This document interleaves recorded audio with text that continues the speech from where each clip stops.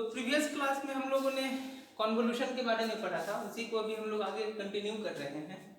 तो जब हम लोग कन्वोल्यूशन पढ़े थे तो कन्वोल्यूशन का बेसिक मतलब क्या था?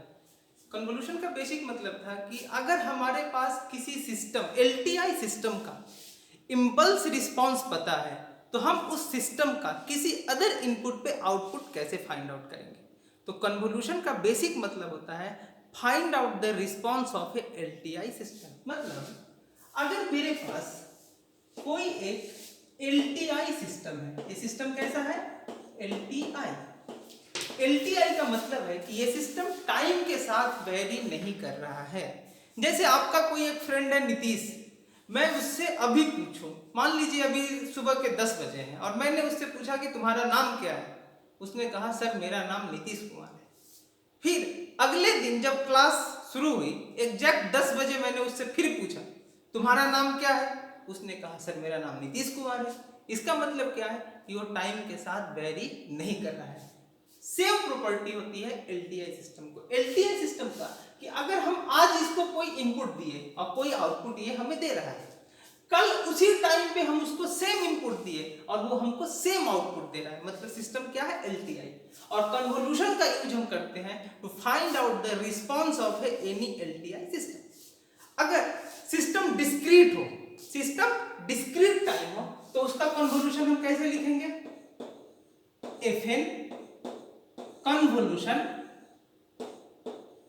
Del, FN convolution del.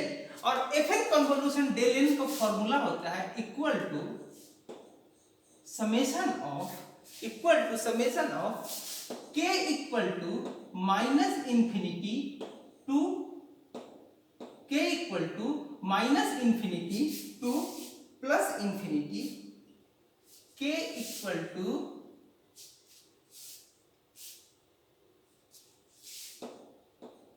Minus infinity to plus infinity F के इंटू डेल एन माइनस के। This is the formula for convolution in discrete time. अगर हम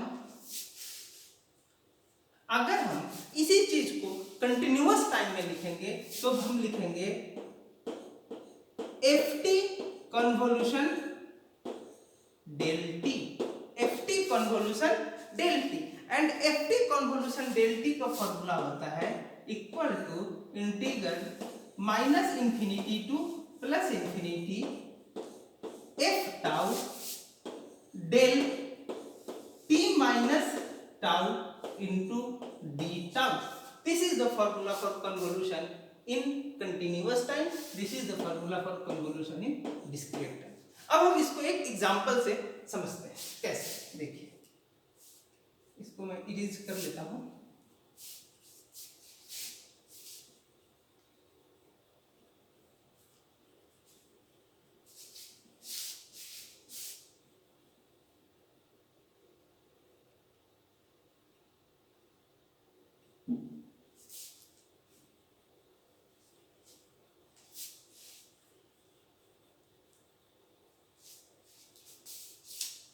मान लीजिए मेरे पास कोई एक सिस्टम है, एलटीआई सिस्टम है, उसका मेरे पास कोई एक एलटीआई सिस्टम है, उसका इंपल्स रिस्पांस हमें दिया गया है।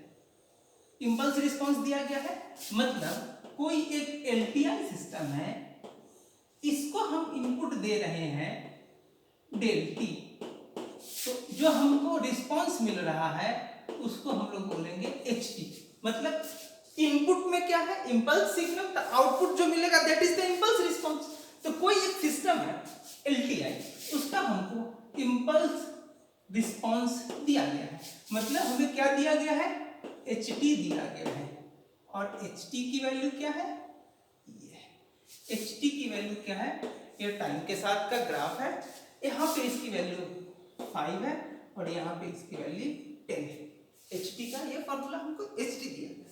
अब हमसे पूछता है कि इस सिस्टम का अगर हम इसको इनपुट एफ टी दें, इसको हम इनपुट एफ टी दें तो इसका रिस्पांस क्या होगा? और एफ टी हमको दिया है